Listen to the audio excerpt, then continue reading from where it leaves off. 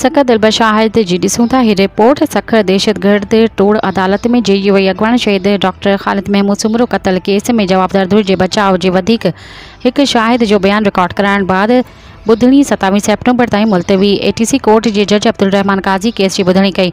अदालत में फरियादी धुर पारां मौलाना नासिर महमूद सुमरो, तारिक सुमरो, वकील अज़हर अब्बास सोलंकी, वकील मुतहर अब्बास, वकील मशहूद मुस्तफ़ा सोलंकी, प्रोसिक्यूटर अब्दुल हलीम कुरैशी पिणु पेश थिया।